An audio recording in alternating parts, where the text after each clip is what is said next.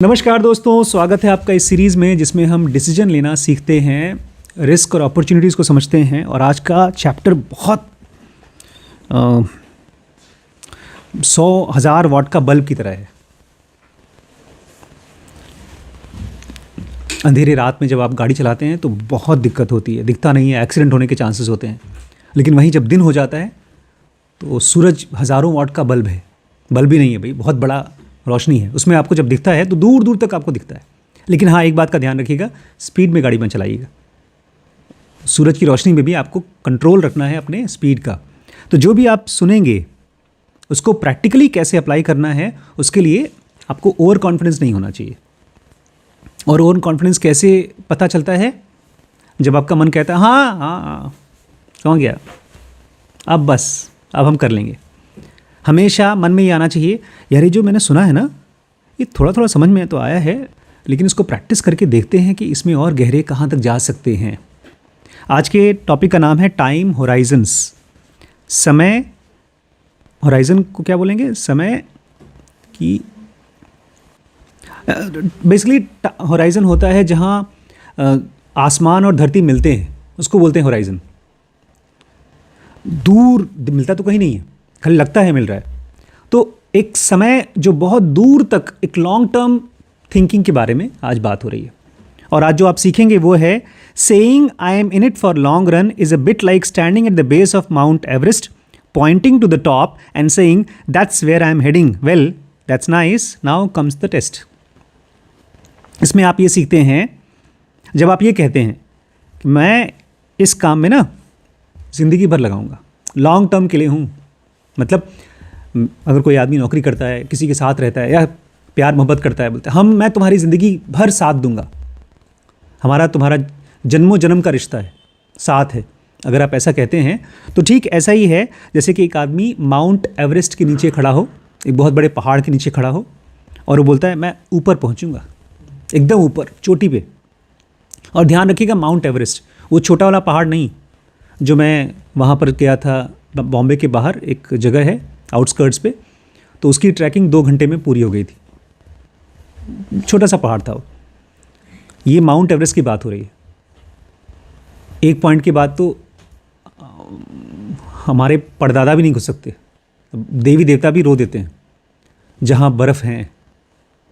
तो वो उसकी बात हो रही है।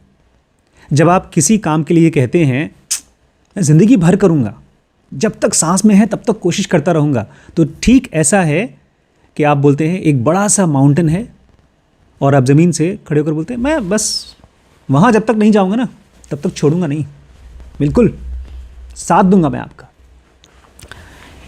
इसको एग्जाम्पल के लिए सुनिए, एक बहुत फेमस फिल्म एक्ट्रेस थी एलिजाबेथ टेलर। वो बोलती हैं अपने फियांसे से, नथिंग विल एवर सेपरेट अस, कोई भी चीज़ हम दोनों को अलग नहीं कर सकती। क्या बोलती हैं अनुज?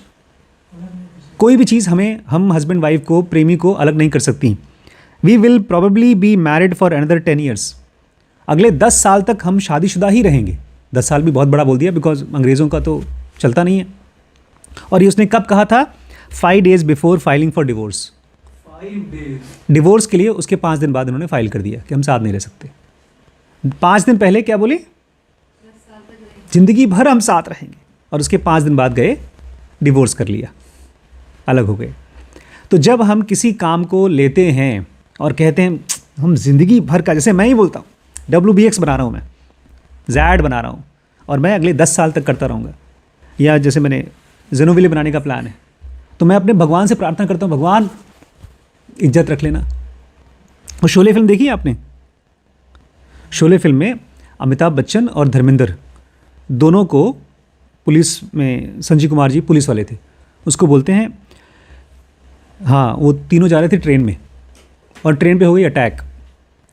तो पुलिस वाला अकेला था संजीव कुमार, और 10-15 गुंडे थे जो मार रहे थे इनको।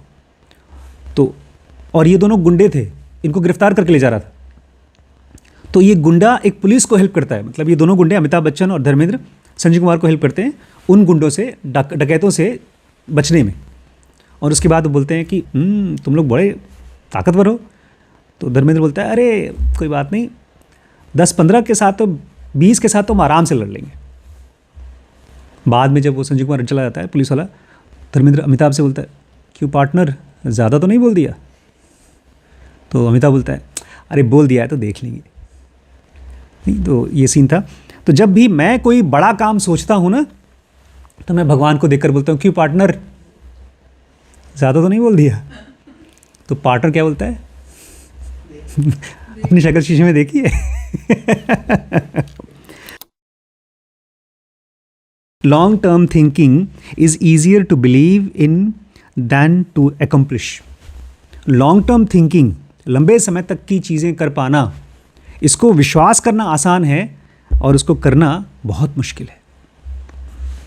Most people know it is the right strategy in investing, careers and relationship.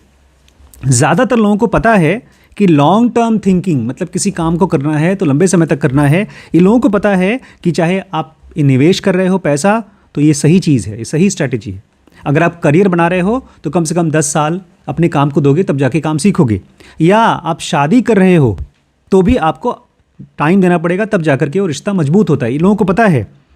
Anything that compounds, कोई भी चीज़ जो कंपाउंड करती है, मतलब समय बीतते बीतते वो बढ़ती जाती है, उसमें आपको लॉन्ग टर्म थिंकिंग डालनी है, सबको पता है।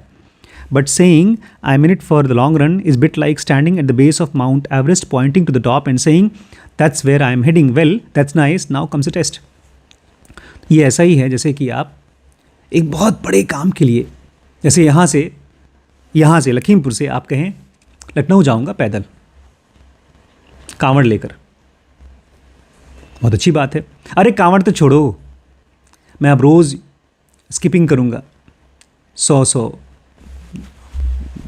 कूदूँगा। या जैसे अनुज कहें कि मैं रोज़ अपनी गाड़ी को साफ़ करूँगा, मैट डलवाऊँगा। अभी तक डली नहीं है मैट।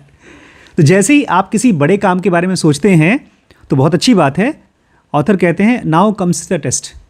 अब तो तुमने कर दिया कमिटमेंट, अब टेस्ट है तुम्हारा। Long term is harder than most people imagine. Long term का काम मुश्किल है, जितना आप सोचते हैं उससे कहीं ज़्यादा मुश्किल है। Which is why it is more lucrative than many people assume. और इसीलिए ज़्यादातर लोग इसके चक्कर में फंस जाते हैं। क्यों? उसके बारे में सोचना आसान है, करना मुश्किल है, लेकिन सोचने में कौन सा दिक्कत है। Everything worth while has a price. चाहे शादी हो चेतना जी, चाहे शादी हो गरिमा जी, चाहे शादी हो श्रवण जी। मैं वैभव और शीश के बारे में नहीं बोलूँगा क्योंकि आप लोग अभी शादी नहीं करने वाले हैं, मुझे पता है। शादी हो चाहे कोई और काम हो, एवरीथिंग हैज़ अ प्राइस। हर चीज़ की एक क्या होती है? कीमत होती है। And price aren't always obvious. और ज़्यादातर जो प्राइस होती है वो साफ़ नहीं होता। ऐसा नहीं होता कि हाँ ये पैसा दो और ये सामान मिल जाए। बहुत बार आपको टाइम देना पड़ता है, बहुत बार आपको उस आदमी के साथ इनसिक्योर होना पड़ता है, बहुत बार आपको बेइज्जती महसूस करनी पड़ती है किसी के साथ।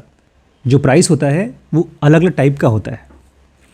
To do long term effectively you have to understand a few points. अगर आप लॉन्ग टर्म को सही तरीके से करना चाहते हैं तो कुछ चीज़ें आपको पता होना चाहिए।